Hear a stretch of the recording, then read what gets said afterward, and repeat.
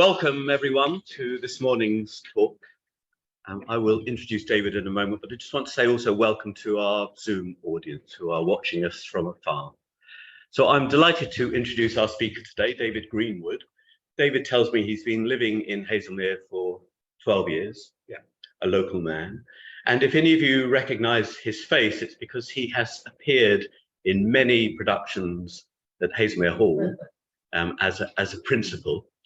I've had the opportunity to work with him on stage as well. So you may recognize his face from there.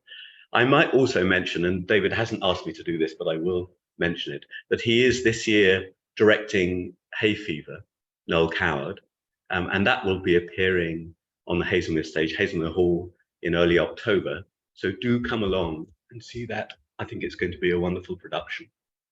But David's not here today to talk about his thespian activities. Yesterday, we were talking about it. He gave me some details. And last year, he undertook to visit all 42 cathedrals, all 42 Anglican cathedrals in England in the space of a year. So he traveled to and fro from Haslemere to those cathedrals and published the results of his journeys by email and on social media.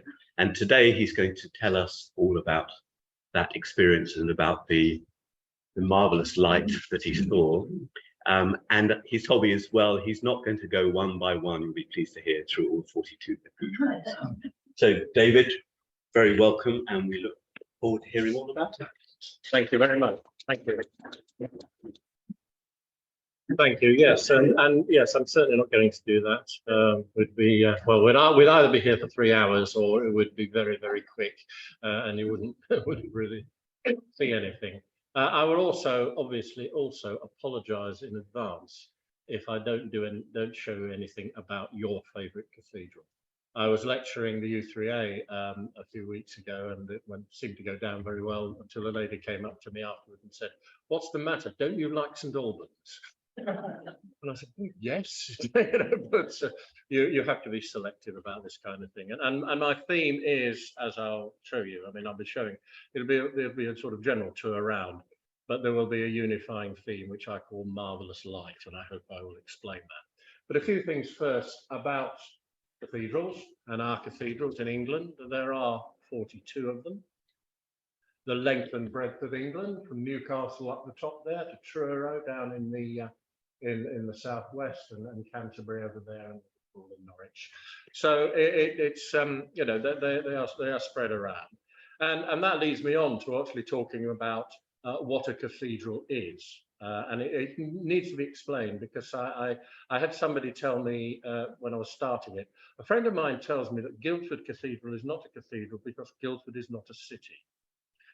The logic of that was a bit on its head, really. I mean, it used to be the idea that a city was a city because there was a cathedral. That's long gone out of the window. I mean, Preston is a city, and you won't find a cathedral there. And Southend's about to become a city, and there's the cathedral there. So it has changed. But it is worth explaining it, because some people think, oh, a cathedral is a big church. Well, of course, it probably is a big church, but there's more to it than that. So what is a cathedral? Just in passing, this is a picture of our lovely Chichester Cathedral, just down the road from the Bishop's Garden from the west, on a beautiful, bright winter's day, actually, that was, but it was gorgeous. So what is a cathedral? It's a focus for unity. It's the mother church, the central church in a diocese. What is a diocese? A diocese is a territory. It's the jurisdiction of a bishop. It's a physical territory. What is a bishop? He is the senior priest responsible for pastoral and sacramental care in a diocese. Okay, so he's responsible for the cure of souls within that diocese. So what else is a bishop? Well, it's a focus for unity in a diocese. Yes, that's right. It's just like a cathedral. So the bishops and cathedrals tend to go together. Diocesan bishops. I mean, there's lots of bishops in the Church of England, which who are assistant bishops and things. But the bishops are actually diocesan bishops, like the Bishop of Chichester, or the Bishop of Guildford, or the Bishop of Winchester. They have a diocese, a territory, which they are to look after. So on that basis, just a few questions. Is this a cathedral? Could be grand enough, but no, it isn't. It's Westminster Abbey, as we all know, and it's a royal peculiar. And basically, obviously, it's a grand building, a wonderful building, but it's not a cathedral. The cathedral is up the road. St Paul's is the cathedral for London. It's been there much longer. The building, of course, hasn't been. Late 17th century, but there was a cathedral on the site of that in the 7th century. So London, St Paul's supersedes Westminster for that. Is this a cathedral? Perhaps less familiar. Could be, again, it's grand, it's big, it's really, really imposing, lovely inside. It's Tewkesbury Abbey. And that is not a cathedral because Gloucester, just down the road, has taken that particular title. So that's Gloucester Diocese, the Diocese of Gloucester, and Gloucester Cathedral is the cathedral, and Tewkesbury is not. Despite the fact, of course, to all intents and purposes, as a building, it certainly could be. Is this a cathedral? This is not very familiar. I don't suppose, unless you've been there, you'll know. This is a cathedral, far less imposing than Westminster Abbey or Tewkesbury Abbey, but nevertheless a beautiful building and the centre and the focal point of its diocese, and that is Bradford Cathedral. And it's a lovely building, and that's my point. It's my point throughout when I was doing this. There is no such thing as a boring cathedral. They've all got their interest and charm. Obviously, some of them are among the greatest buildings in the world, and much as though people in Bradford are proud of their cathedral, they wouldn't claim that. But nevertheless, there's a lot of very lovely things in it, and people love it. This chap, quite important in the setting up of the diocese. I thought I'd just pass a little history lesson. This is Theodore, who became Archbishop of Canterbury. He was summoned by the Pope all the way from Turkey to take this role.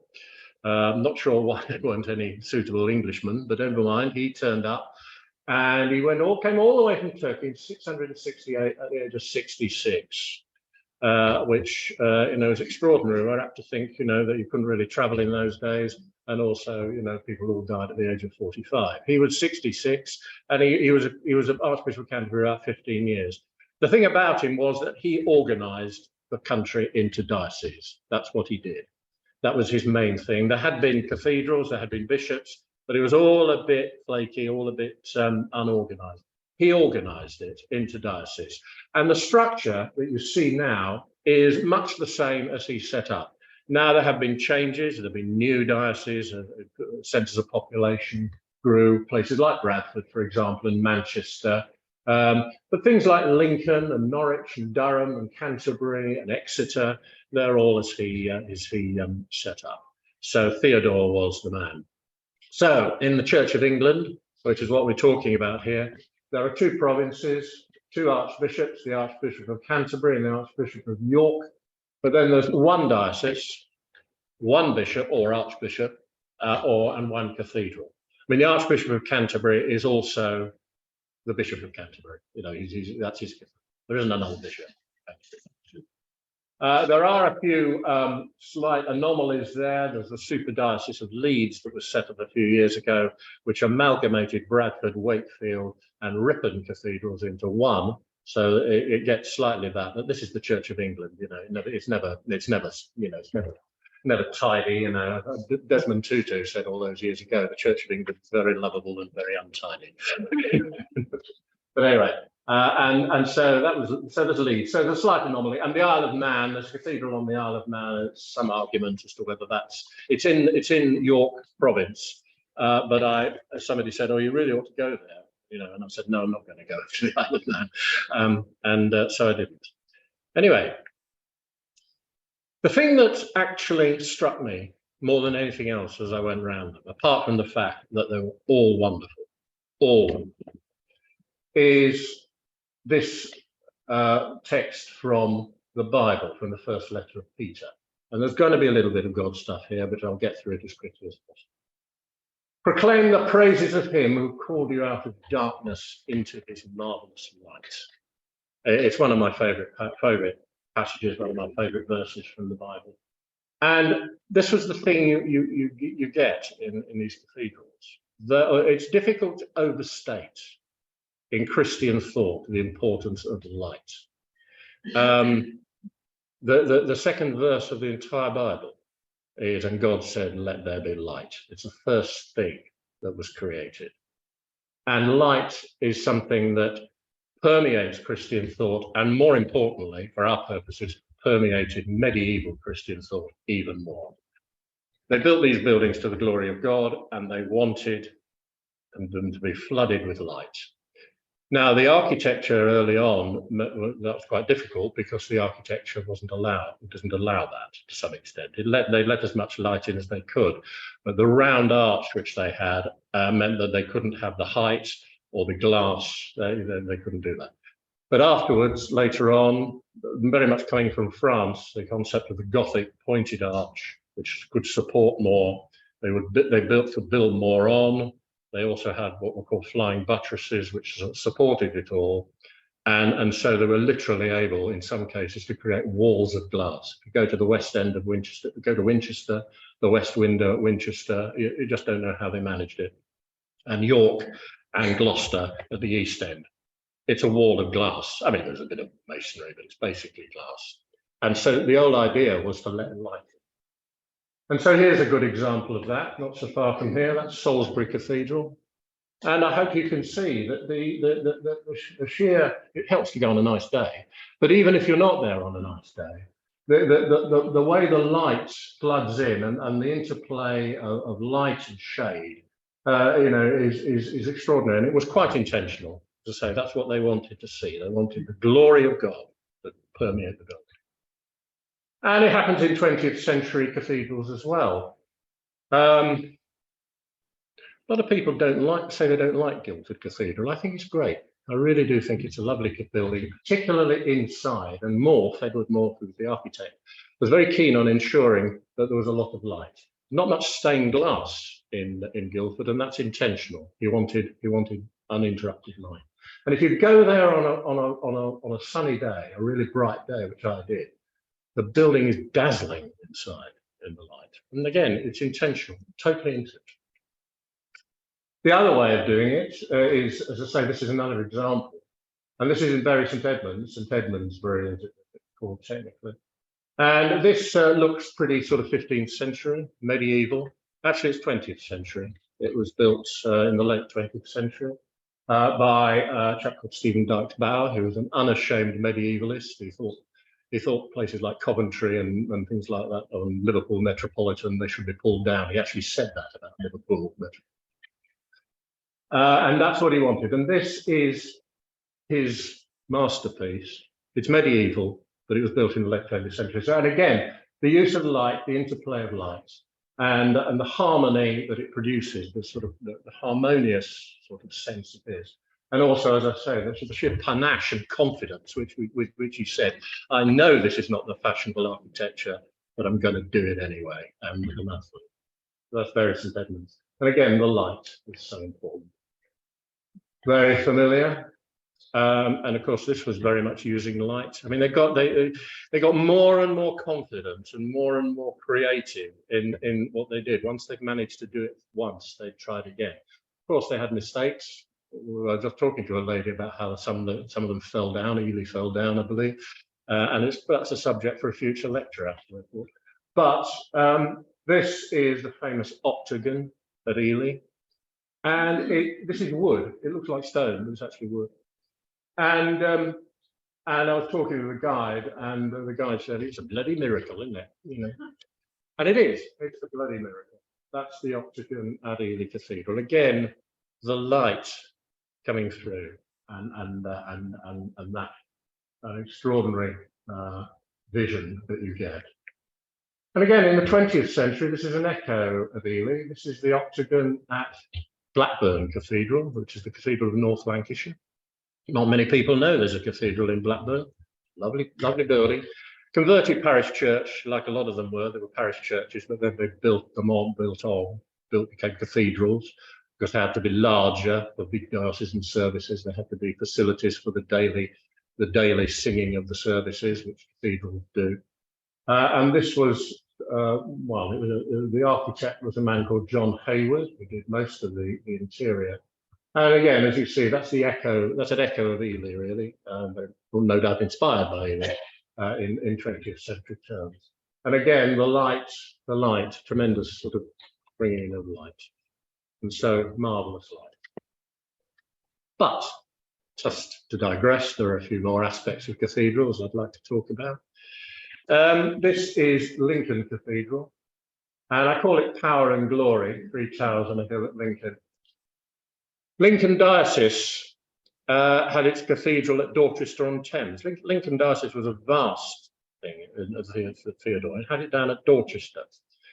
But what happened when the Norman conquest happened was the Normans were very devout Christians, but they were also, interested in power and maintaining power. And so what they wanted to do was to bring together the secular and the sacred, together, the military side of things and the church, ecclesiastical power. And so they wanted, so at Lincoln, they built a castle on the hill at Lincoln, and they built this cathedral on the hill at Lincoln, a visible, powerful sign of power. So, the Bishop of Lincoln was ordered by William the Conqueror to move to Lincoln, and they built a cathedral there. There were other examples like that. Durham was another example, and the castle and the cathedral, very much a sense of secular and sacred power coming together. Lincoln Cathedral, when it had spires on there, was the tallest building in the world, but it fell down, so then they replaced them. Also, in passing, I went there last summer on the hottest day of the year, and it felt like I was in Provence. Actually, you go to those, the square and the cathedral, and I got talking to one of the clerics there, and we were worried about the heat and how it was going to affect people. And then he turned around and said to me, "Well, yes, but there is a benefit to us because it's the coolest place in the city, so we get more people in." Here's Durham, very famous picture. You'll see that in many books of beautiful Britain, kind of thing. From Preben's Bridge, which is the bridge across the River Wear, UNESCO World Heritage Site, very famous. And again, power. Not just religion's power, and that was obviously the church was very, very powerful, and worked in conjunction with the state, and that was considered very important, particularly by the North. But everything sort of mellowed a bit. This is Wells Cathedral, and this is the central tower at Wells, down in Somerset. Not really like Durham, not really like Lincoln, very, very nice and sort of bucolic, really. Lovely building, lovely surroundings, lovely precincts in Wales. But the tower, the interesting thing about the tower, and this is one thing I also want to focus on, is they built this tower, and as I said, how they got increasing confidence and chutzpah, really, and actually it got them into trouble. They did have a lot of collapses. Quite a lot of experimentation going on when they were building this. This is in the 12th, 13th, 14th century. And they built that tower, and it began to, cracks began to appear, and it began to sort of teeter around a bit. And so they said, well, what are we going to do about this? And one of the master mason of Wells Cathedral, and the subject for another lecture is the master masons, who were actually wonderful people. We actually know this man, who was called William Joy, and he sat down and got out his set squares and his compasses and all this all his tools of his trade, and he worked out that he would do this. And this is the thing you see. First thing you see in Wells Cathedral, and it's the thing that strikes you almost immediately when you go into the building. It's beautiful, of course it is. It's very aesthetic, pleasing, but actually it's a solution to an engineering problem, because it shored up the building, it shored up the tower. They've never had any problems since. 1350 that was done. I mean, people say, "Oh, how did they do it?" And say, "Well, without all our nice screens without all our methods and everything? And my answer is, well, they had Greek mathematics, they're the Romans, you know, they knew how to build, you know, and they were also tremendously confident in what they did. And that's what William Joy did. About 2 years before he sadly died in the Black Death, but it stands there now. And a guide told me there's some German tourists who came and they commented, you know, oh, how's that wonderful, you know. And he said, yeah, guess when it was built. And they said, oh, 1930s, 1350s. And they didn't believe it. But anyway, that's it. And as I say, it's a combination which comes back to the marvellous light and comes back to the whole approach they had to the glorification of God. That combination of engineering, but engineering for a purpose, you know, was so strong throughout. But it is basically, it was put up to stop the tower collapsing. Of course, it's sometimes one of the things that was quite useful in Exeter there isn't a central tower. Much, no problem really. The two towers in Exeter, which are the oldest part of the building, are on the left and right side, the north and south side. So what was quite good about this from the point of view of the masons was that they had a continuous vault going all the way through from west to east. It goes through all the way, and it is considered to be, I'll get this right, the longest continuous medieval vault in the world, because there's no central tower. You know, I mean, you go into most cathedrals and there's a central tower, so it's interrupted and then it carries on. This goes all the way through, and it's quite fantastic. And you feel that it's like the bones of some great sea monster, really. You know, it rips and it just goes on and on and on and on. And the only problem, of course, is rather a shame about the organ. But these buildings have to have an organ, and usually that's where they put it.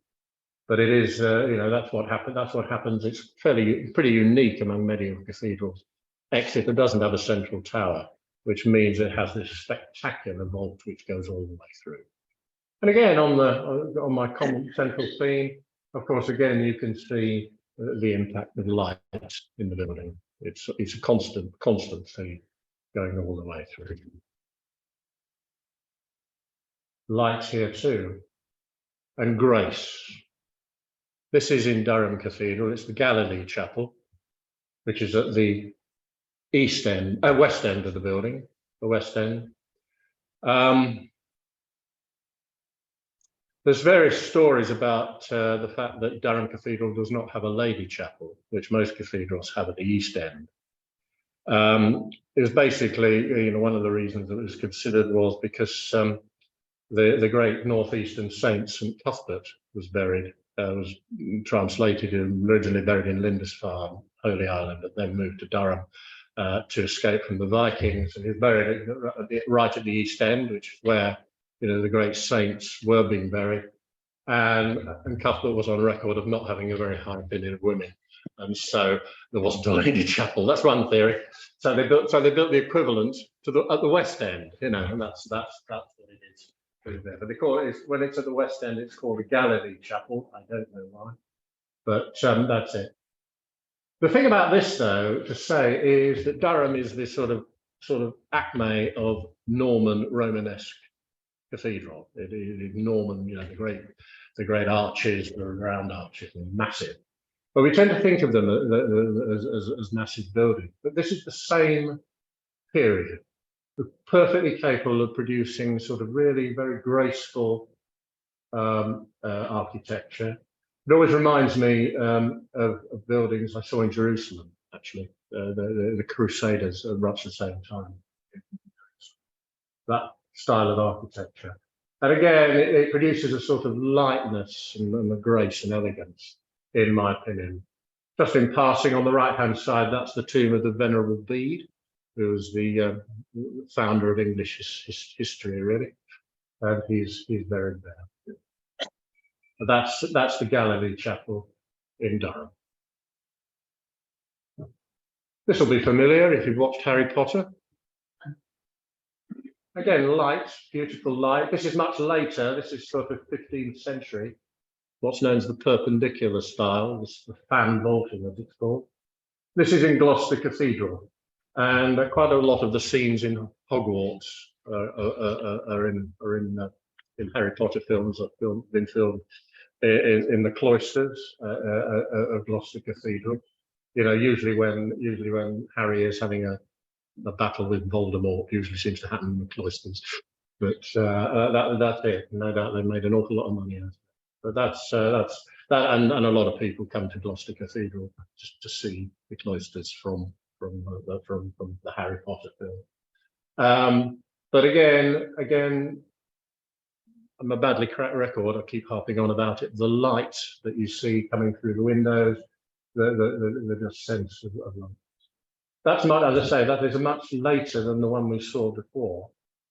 That is 12th century, and that is 15th century, 300 years later, which is quite a long time. But and you can see that, you know, it's a different style, but equally effective. And this is going even further. This is in Oxford. This is in the 16th century. And again, this is sort of perpendicular style in apotheosis, really. It's tremendously exuberant. I don't know if you can see that you have these fan vaultings, but then you have all these little sort of fake lanterns hanging down on the left-hand side. I'm not sure you can see that very well there. But again, the whole emphasis throughout, you know, we're talking now about 400 to 500 years in the time of Durham and going through Salisbury and through Wells to Oxford, Christchurch in Oxford, the smallest cathedral in England, but the largest college chapel in Oxford, is a theme of light. The light, the building, the architects designing the building and building the building to let in as much of God's light.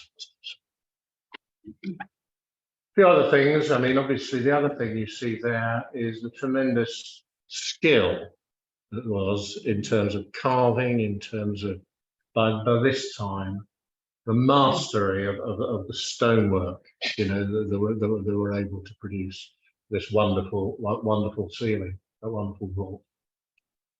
And this is one of my favourite examples of that. This is in York. My family are from Yorkshire, and the story, every Yorkshireman, you know, has a soft spot for that. It's the west window of York Minster, and it's called the Heart of Yorkshire, and it's a beautiful piece of carving. And going back to Durham, St Cuthbert, the woman hater, he was this is only a story, I don't think he did really, but anyway. The other thing you find, and the other thing that's marvellous about these buildings, is that there is always something new. I was down in Chichester on Monday, and I mean, you know, why would I go into the cathedral apart from the fact that I'm addicted to it? But I would go in because there's always something new. These are living buildings, and there's things that are being discovered. This is a wall painting of St Cuthbert. It's probably from around the 11th or 12th century. It's in the Galilee Chapel, what we saw earlier. And of course, the only reason those colours are so bright and vivid is for a long, long time, they weren't visible, they were covered up, you know. And now now having discovered it and having it made visible, now there's a considerable amount of effort goes on, you know, to preserve that colour. You know, you see a lot of wall paintings in cathedrals, some beautiful ones in Winchester, but there's some wonderful ones in St Albans, but they're all sort of red ochre. You know, the colour is gone. They're there, they're very nice, but these sort of are quite unusual. Actually, having said that, there's a beautiful coloured wall painting in St Albans, but again, it was covered up for centuries, and now, you know, it was discovered only about 20 or 30 years ago. You know, when they were doing something else, something like building or renovation or repair. St Cuthbert is revered in the northeast. Still, you know, an important figure in northeastern life. St Cuthbert, I would say. and that's a picture of him at Durham.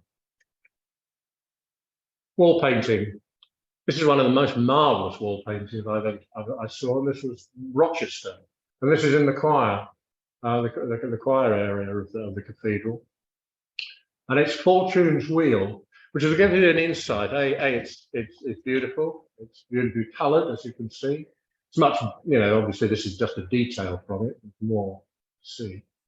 But the thing about it is the interesting thing about it, which is another theme, is that they seem to have no problem in merging the sacred and the profane. I mean, Fortune's Wheel is superstition, is it not? It's not Christianity. And yet they seem to be able to merge these two things. The medieval people had no problem whatsoever, and you see that all along.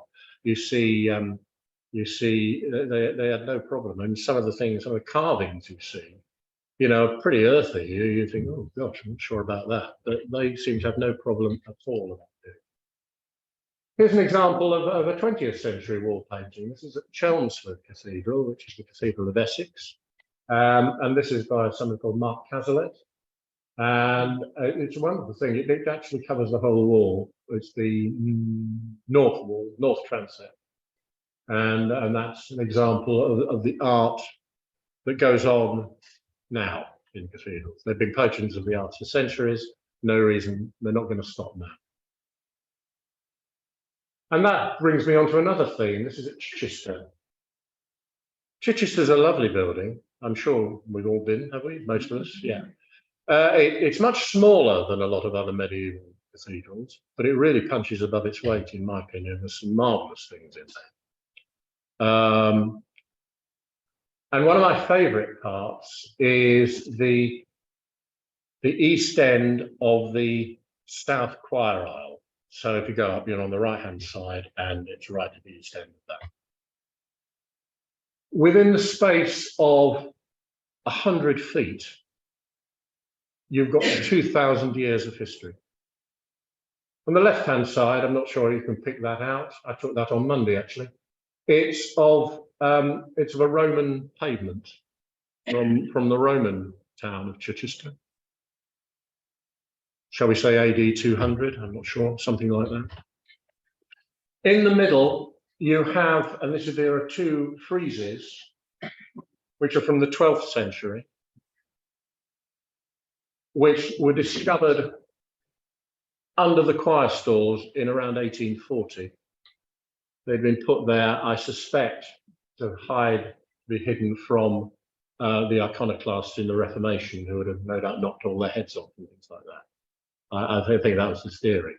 But again, the thing is that memory goes, it's not recorded anywhere, and people forget about it. These two were discovered under the choir stalls when they were redoing the choir stalls in 1840. And so you have the Roman pavement, the Roman floor, 200. You have the frieze, which is 1,000 years later. I mean, we look at that and we think that's really pretty old, but it's 1,000 years after the flood. And then in the easternmost chapel, St. Mary Magdalene's chapel, there is this lovely little picture by Graham Sutherland from the 1960s. That is there. And so what you have in Chichester Cathedral, in the space of about 100 feet, you have 2,000 years of history, 2,000 years of art. And that's, I personally just love that. And I would make the comment that Chichester is only one example of several situations, which is basically there is nowhere, in my opinion, where you get a much stronger sense of the past, the present, and the future in one building as you do in a medieval cathedral. I think, you have the past, of course you have, but the present is going on, the work of God is going on, and the future is there as well.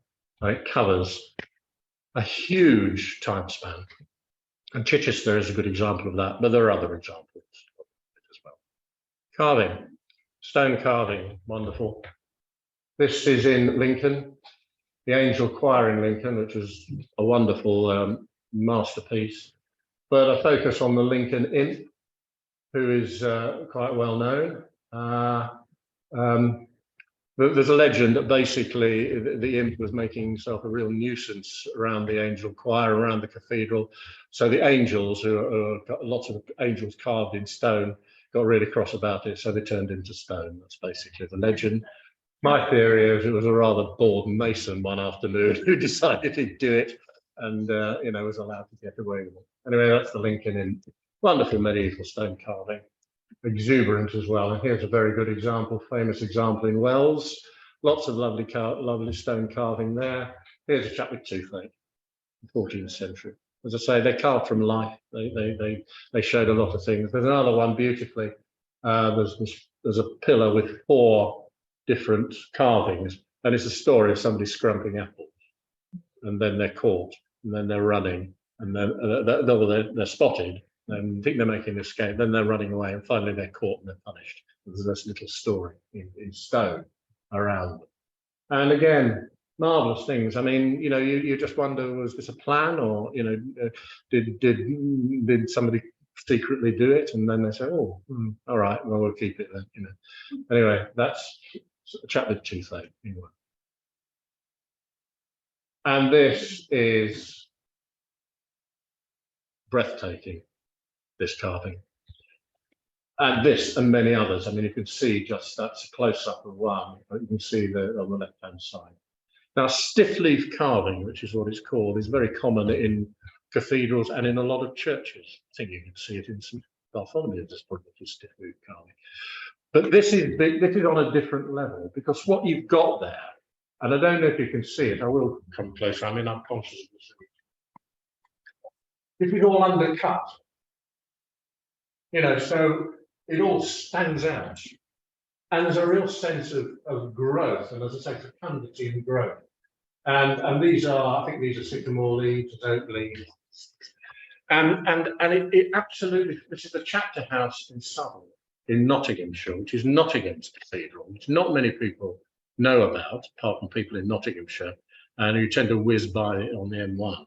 I do urge you, next time you go north on the M1, just take a detour, have a lunch in Southwark, nice little town, and go to the cathedral, or the minster as they call it. And this is a sheer masterpiece. The other thing about these cathedrals, a lot of things, I mentioned William Joy at Wells, but for the most part, we don't know who these people were. I don't know who did this, apart from the obvious fact that he was a genius. We know that. Wood carving, lots and lots of that. You see that in the choir stalls. You see that in what we call the misericords, the carving underneath, where they could, in long services, they could rest and so on. And the carving in Chester Cathedral is considered to be among the finest. And I could have done several pictures of that. And this is this lovely thing. Chester Cathedral was a place of pilgrimage. There was a saint. This is pre-Reformation days, of course. And then, the saints' relics were scattered. The shrine was destroyed. But this is a picture of someone who he's crippled in some way, because you can see the crutch under his right hand, and up at the top, that lovely caressing hand on his head. Can you see that? Yeah. And so it's really beautifully done. And again, we've no idea who did this, no names, lost to history, but what mastery and what sensitivity to produce something. Right up to date, nearly up to date. There's a chap working now. He's in his 80s now, so he'll probably be giving up fairly soon. He's called Peter Eugene Ball, and you'll see his work in most cathedrals. And he uses natural materials. He'll use driftwood. This is from a roof beam from the cathedral, from Southwark. This is in Southwark. A much older building on the south side of the Thames than St Paul's, more famous building. And this is of the Virgin and Child carving. And there's two examples of his art in Winchester Cathedral, and in Portsmouth Cathedral as well. He's very prolific. And again, this is an example of the arts that is encouraged and fostered and patronised by our cathedrals now. They are great centres of art and of music up to now, and they always have been, and always hopefully will be. But I was talking about light. That is my theme. And of course, when we start talking about light, we talk about stained glass, because that was obviously the main theme. So here's an example of medieval glass, what's called a rose window, and that's in the south transept at Lincoln. There's another one at the north transept facing it called the Dean's Eye, which is also, the colour.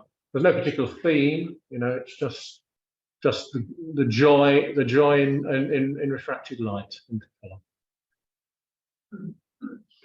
Coming right up to date, well, relatively up to date in cathedral terms. This is quite up to date. It's only 100 years old, which is very recent, really.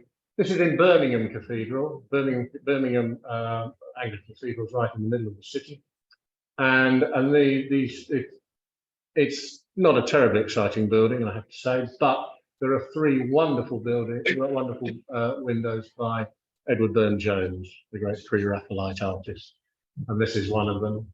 Again, wonderful use of light and colour. Lincoln. Stained glass is obviously used for many reasons, many purposes, and this is to memorialise memorialise people, and particularly in this case in the Second World War, the services chapels in Lincoln. This is glass from the 1950s, which manages to combine a colour but also quite a lot of light. The stained glass does not. There's quite a lot of clear light as well. There's a chap called Harry Stanners produced this. And this memorialises Bomber Command, who obviously in Lincolnshire, that's where Bomber Command flew mainly. And that's more memorialises the bomber crews in the Second World War. Going on to the Second World War, this is in Bristol. Bristol suffered very badly, of course, in the Second World War through bombing.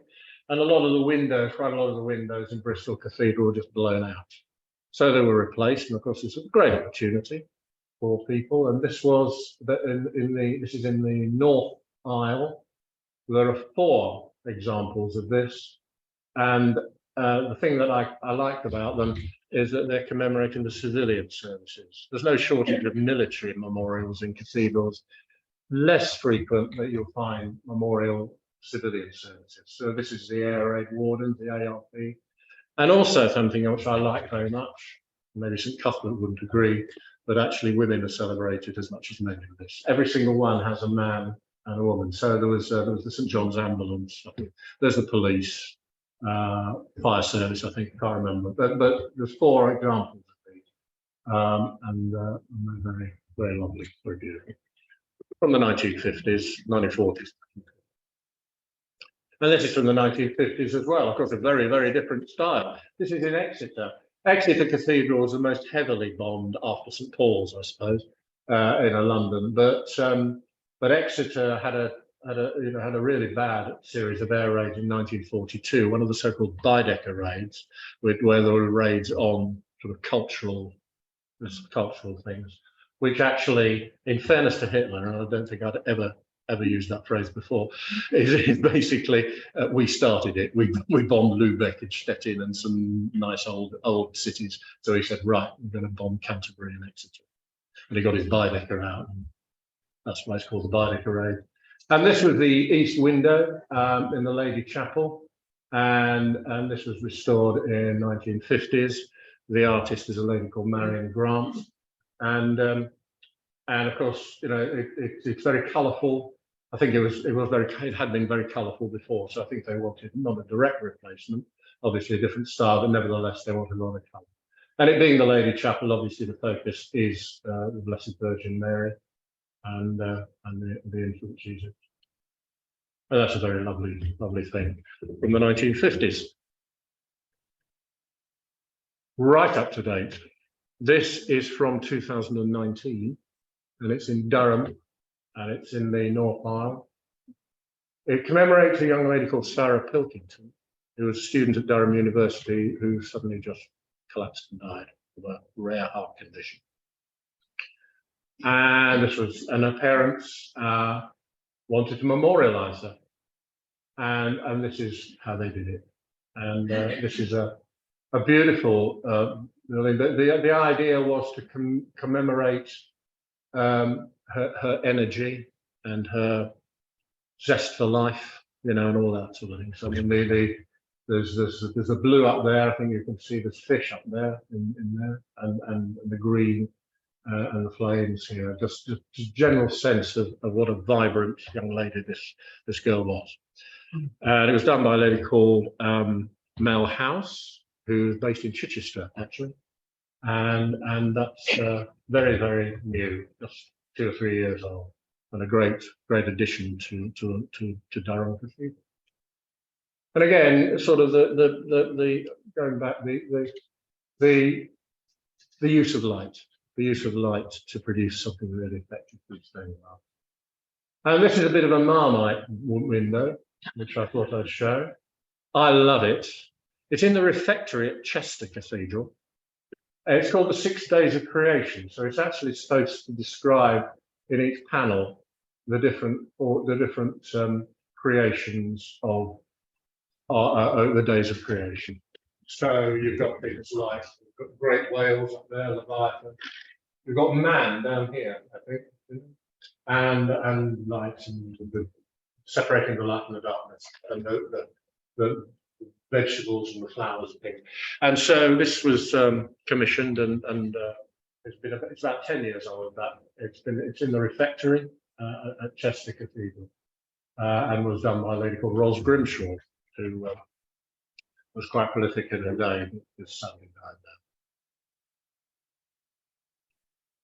Another artist in stained glass, very active at the moment, is someone called Tom Denny, who I came across at Hereford and at Gloucester and in Tewkesbury Abbey. Actually, he's from he works in the Severn Valley, Gloucestershire, Herefordshire area, Worcestershire, and so naturally, his art is very much in those places.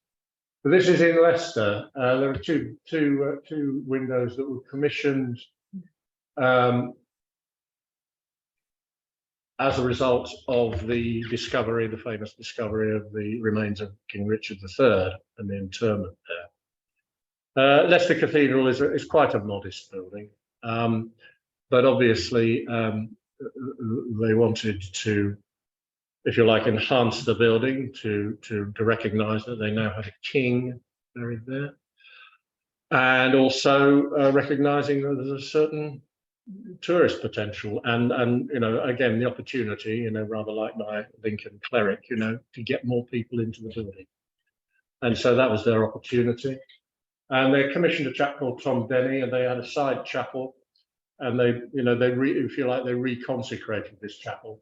And they have 2 windows by him, which and he's a fascinating artist, because much of it is abstract, but actually, if you get up close, there's an awful lot of figures in there as well. It's very, very detailed. It repays a lot of examination. And there are 2 of those. That's just one. There's another one just by. And interestingly, I mean, Leicester Cathedral, I went there, and I was told, when I was saying to somebody who knew about this sort of thing, well, I'm going to all 42, and he said, well, you do realise Leicester is closed until autumn 2023, don't you? And I said, no, I didn't know that. And he said, yeah, because they've got a lot of these buildings, there's asbestos, and the electrics are all up the spout and all that sort of thing. So they decided to do all this, and also as part of that, build a new chapter house, build a new visitor centre, all the things they needed, because more people were coming. And so it was an 18-month, 2-year job. All their services were being carried out in a perfectly serviceable building down the road, but obviously not the cathedral. But I wrote to the dean and told him what I was going to do, and he said, "Yeah, of course you can come." He said two warnings. The first is it's a building site, so it'll be, it won't be very aesthetic. Secondly, you need to do exactly what the project manager and the team do, because we've handed the building over, and it's my cathedral. This is the dean. He said, it's my cathedral, and even I'm not allowed in it without permission. So, but they were sweet to me. They were really nice. And, you know, although it was very much a building site, obviously the windows were there, the roof was there, you know, there was a lot to see and enjoy. And I was particularly glad. Obviously, they completely boxed up Richard III's tomb. They certainly didn't want to damage that. But it was a fascinating thing to go to, different things. Anyway, that's Tom Denny at Leicester. And this for me is light stained glass in its choicest. This is Coventry Cathedral, the baptistry window at Coventry by the great John Piper. John Piper and Patrick Rankgens, you always need to include him as well, because he was the one who actually made the stuff. John Piper actually designed it. Patrick Rankgens did it. John Piper was very much associated with Coventry. Right after the bombing, when the medieval cathedral was gutted, the day after he went up there and started painting the ruins, you know, and he did that. And he was very much associated with Coventry Cathedral, the new building. And that is just, you know, sums it up for me in a sense, the lights and the use of light. Just a phenomenal thing. And it was quite a nice day, but it was not as bright as when I went to Guildford, places like that. I mean, I don't know how they've done it, but it's pretty well like that on any day. I don't know how they did that to it. Another example at Coventry, which is almost as enjoyable. Coventry, people ask me what my favourite cathedral was, and my answer was always my next one, really. And they're all wonderful. I didn't really have a favorite, but now I've done them. I have to say Coventry Cathedral is my favourite because of the story around it, and also what we've done. I mean, we're all familiar with a horrific bombing raid in 1940 on the city, on the city centre. There were far worse horrors to come, Dresden and Tokyo and Hamburg and those things. But at the time, it was really shocking, the loss of life and the destruction. But the great thing is that the medieval cathedral was gutted, completely gutted, the roof and everything. And the Dean of Coventry and the clergy and obviously the Lord Mayor and people, you know, expecting them, and they said immediately the day after, we will rebuild. We will rebuild. And so they immediately erected an altar in the you know, cleared away and continued to hold services in the open air. And then around about the 1950s, 1940s, 1950s, they went out to tender, and needless to say, they got hundreds of bids. You know, it's a great thing for an architect to do that. And they trusted a young man called Basil Spence, because he came up with what, when they saw it, they realized is what they wanted. Most people said, oh, well, we'll pull down the old medieval cathedral and we'll put that there and do this. He said, no, we'll keep the medieval cathedral and we'll build on. Now, some purists said, oh dear, no, it's not east, west-east, but, you know, he built it on, and it's extraordinary. And then he had this wonderful window at the, well, I'll call it the West End. Actually, it's not the West End because it's built on to an east-west building. But basically, when you're in the new cathedral, you look out and you see the ruins of the old cathedral. Conversely, when you're in the old ruins, you look in and you see that right up to the famous Graham Sutherland tapestry at East End. And it's amazingly powerful experience to walk through from the end. And of course, again, that wouldn't be achievable without wonderful use of light. This is this window. The engravings are by a chap called John Hutton, a New Zealander. There's about 70 of them, all life-size. You can see some examples of his art at the West End of Guildford Cathedral, actually. I mean, nowhere near as impressive, but similar, that sort of thing, about 10 of them there at the West End of Guildford. And it's a whole story. And the other story, of course, about Coventry Cathedral was the theme of peace and reconciliation, which they still continue. The great theme carved on the east end of the ruins is "Father, forgive." Not Father, forgive them. Father, forgive. The idea that we all fall short, and and forgiveness and peace and reconciliation to work on. So yeah, I mean, next week I'll tell you something different, but just at the moment, Coventry Cathedral is much familiar. And there's another beautiful example of the art you can find in Coventry Cathedral. It's a great. I mean, I was about 8 when it was consecrated, and even I knew that it was a really, really important national event. The consecration was televised. The Queen attended, and a real, of course, the real token of how important it was that Richard Dimbleby commentated. Never did it, And so it was, and it was a great thing, and it attracted all kinds of art. Epstein, Piper, Chuckle Stephen Sykes did this one, The Crown of Thorns, and this beautiful mosaic. Music, Benjamin Britten's War Requiem, all sorts. Nearly coming to an end. I said my favourite cathedral is Coventry, and it has been for a few weeks actually, so maybe it'll stay that way. But this is my #1 favourite site. This is in Wells Cathedral, it's in the chapter house at Wells Cathedral. And it's this great spout. I mean, it's stone, but it looks like a water spout. It's extraordinary. And I come back to power and glory, really. And again, just touching on the divine aspects of these buildings, is the sheer sense of the power of God, the power of the sheer creative energy of it. And it's extraordinary. And I could sit and look at that for a very long time, and actually have done several times in my life. And that is my favourite site in any cathedral, and that has been for a very long time. So thank you very much. I just have one more slide, which is, if you like, to emphasise the idea of marvellous light.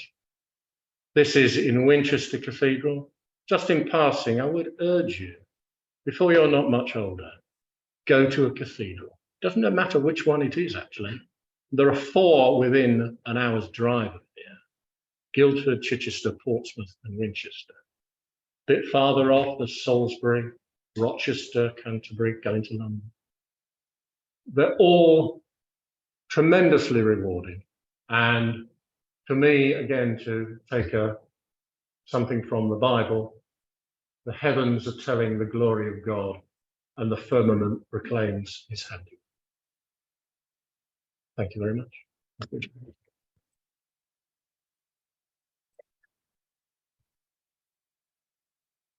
Thank you, David. That would be valuable.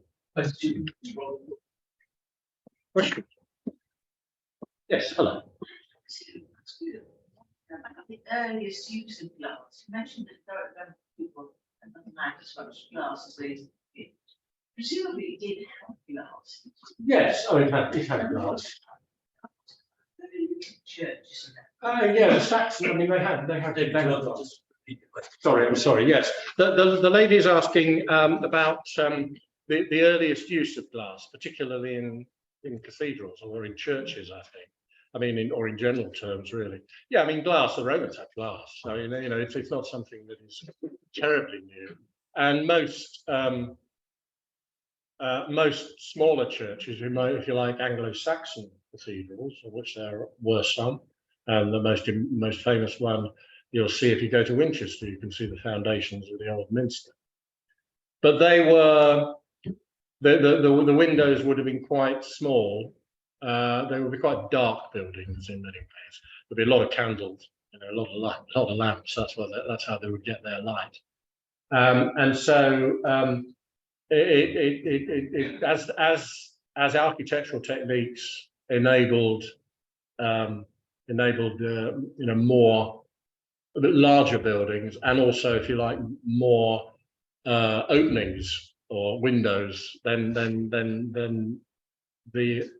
the ability and the opportunity to use glass and stained glass, became more apparent to people. I mean, I didn't include it. I mean, I think the oldest, there's lots of wonderful medieval glass in York Minster. There's marvellous ones in Gloucester Cathedral, but the oldest probably are in Canterbury Cathedral at the East End, round by the Trinity Chapel. The paint, the stained glass, which is memorialising Thomas Becket, who was assassinated in 1170 and was canonised very soon afterwards. And the building was very much given over to his memory and the veneration of his remains. And the windows there are probably early 13th century. And but I think the older buildings, because they didn't quite have the same skill, or I hesitate to say that, they were highly skillful, but they didn't have the same methods or the same access to being able to produce something like this. They had less opportunity to use stained glass. They could have done. I think they probably could have done. The techniques are there, but the buildings really didn't allow it until much later. Does that answer your question? Thank you. Yes. I'm just wondering, stonemasons were incredibly important people. Indeed, they were. Did they literally work on site, or did they work at the quarry, or what? I mean, how was it formed? Oh, this gives me an opportunity to recommend a book which some of you might have read, called Pillars of the Earth by Ken Follett. Has anybody read that? If you've read Pillars of the Earth by Ken Follett, frankly, you will know at the end how to build a medieval cathedral. Superbly. I mean, it's a great story, wonderfully written. Ken Follett, is great. He's a popular writer. He writes readable stuff, but he's incredibly well researched. And yeah, I mean, it talks about the quarries, and it talks about the masons. It was a hierarchy, if you like, a hierarchy of skills. At the top, there was the master mason, and he pretty well controlled and decided everything that went on. And I mean, I mentioned William Joy. There are other people as well. And what they tended to do quite often is that they would go from place to place. They're skilled. Did they have architects as such in those days? They were the master mason was the architect. The master mason was the architect. He would also, there would be the commissioning people. I mean, essentially, what you needed to build a medieval cathedral, you need almost unlimited access to suitable building stone. You had to have that, and there's a whole section in Pillars of the Earth about how they lose. They're fighting over the quarry, and they have to stop for 10 years because they can't get to the local quarry. You needed the vision, which would come from a bishop or an archbishop or an abbot in the case of Pillars of the Earth, who would have this vision that this is what he wanted, and he had to try and communicate that to the master mason. The master mason would then tend to have feelers out. He would be alive to what was going on elsewhere, and that's another good theme in Pillars of the Earth, is when the master mason, the original master mason, is killed, and his son, who for various reasons has been exiled, he's in France, in Spain, and in France, and he sees what's going on in France, because a lot of this, which is wonderful, were done about 100 years earlier in France, and then they said, "Oh well, we want some of that."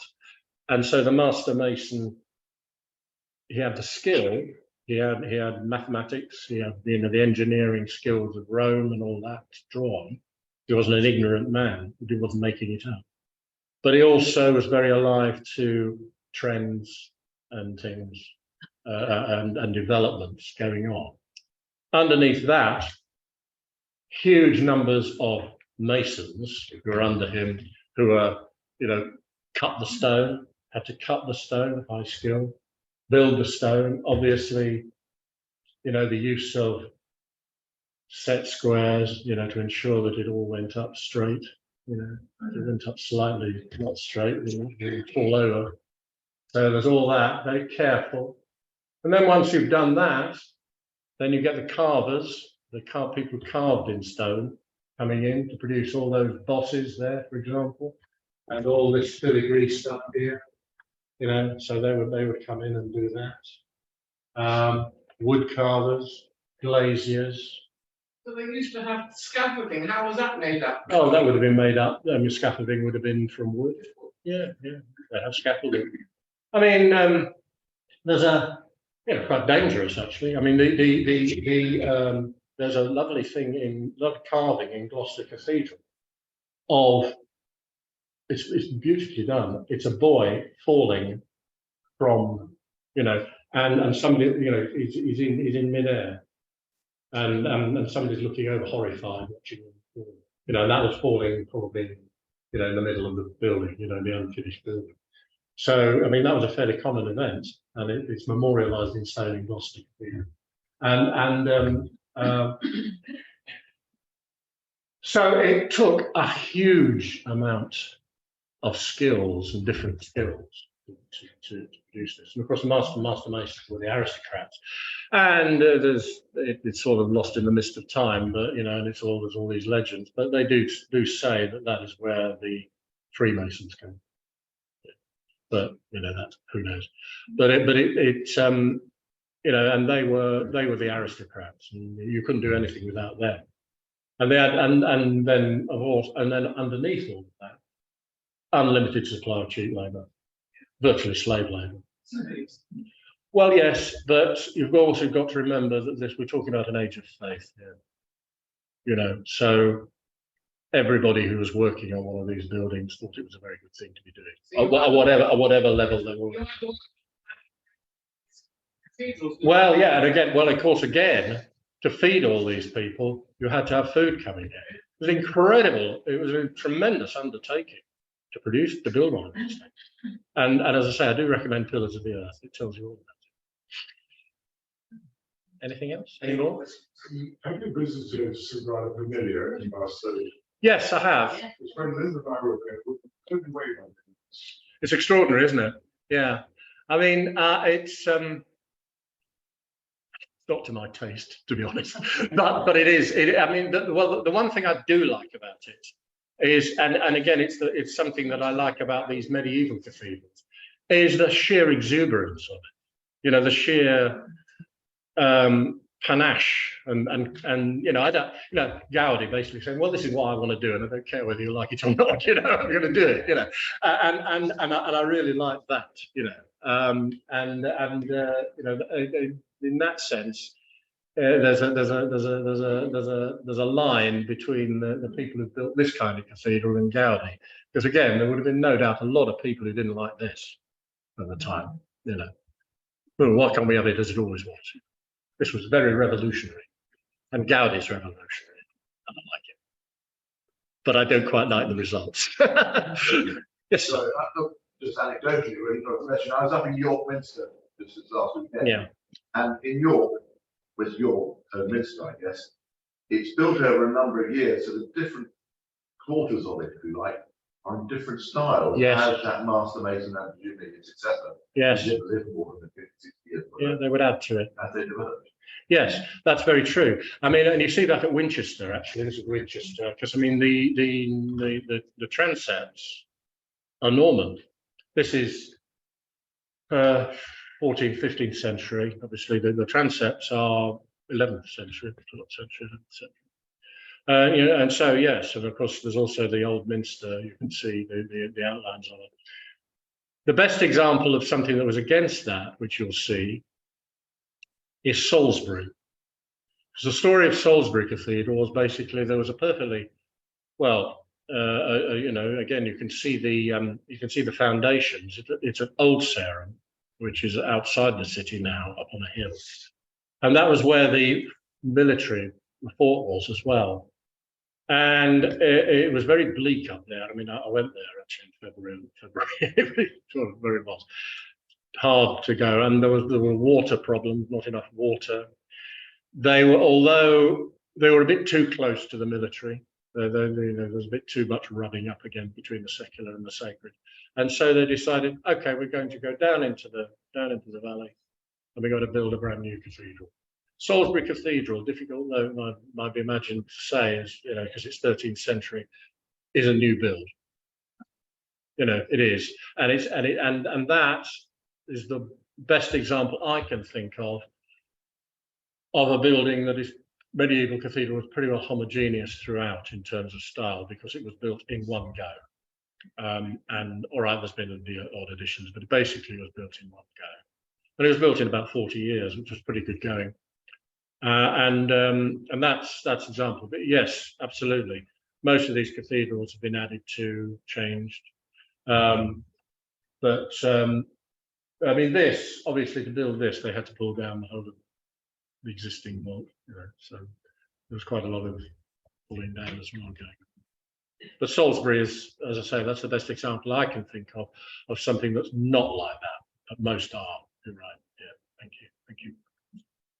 Yes, sir. I think of St Albans Cathedral as an example of the West End not. Well, St Albans Cathedral is a fascinating building.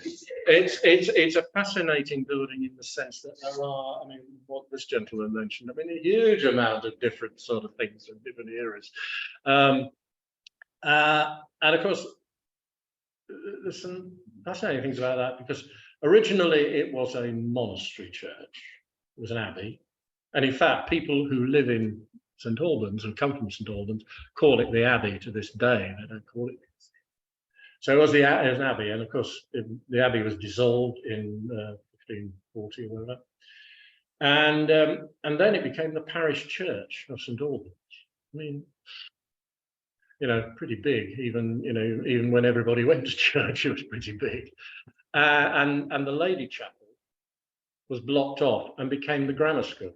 And in fact, if you go into the Lady Chapel, you'll see graffiti on the walls and schoolboys. I mean, and then that was taken away when it became a cathedral again in the 1880s.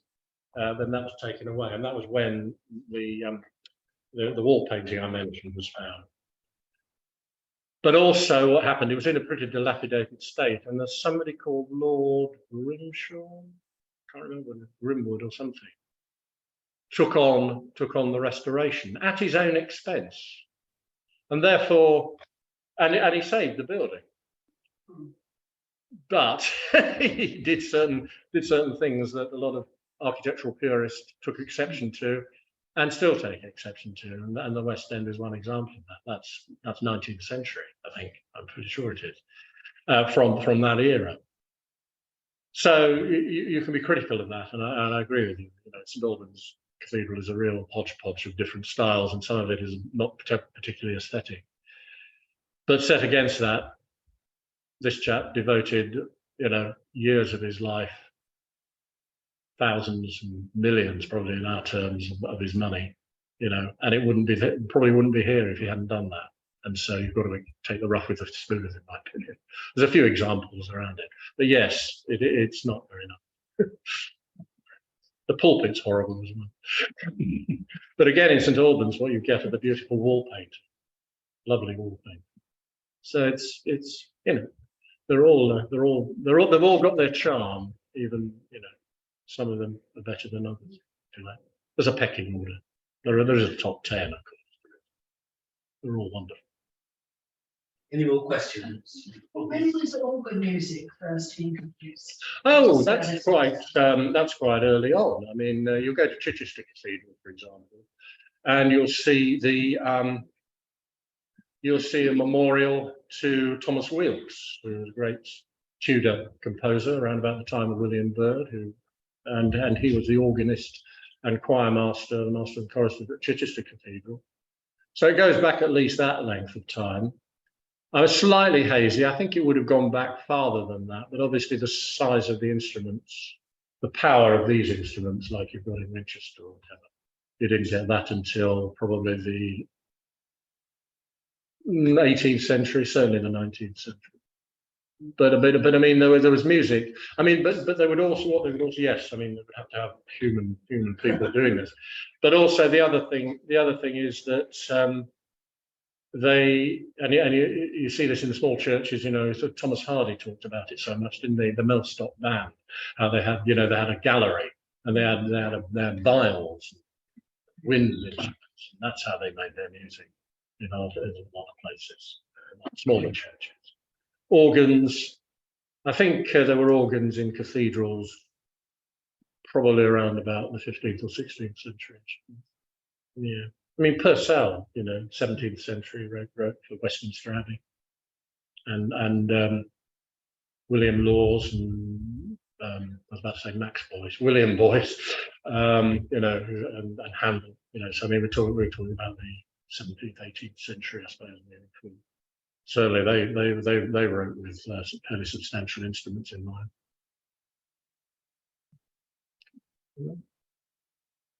Any more questions? Anyone online? Questions? We just finish by saying a few words. I think you will all agree that was an absolutely fascinating tour to come and stand in here. And it was wonderful to have such a knowledgeable and passionate guide. I think it was marvellous. So on behalf of everyone here and also online, David, thank you for coming along and talking to us today. That's a great pleasure. Thank you.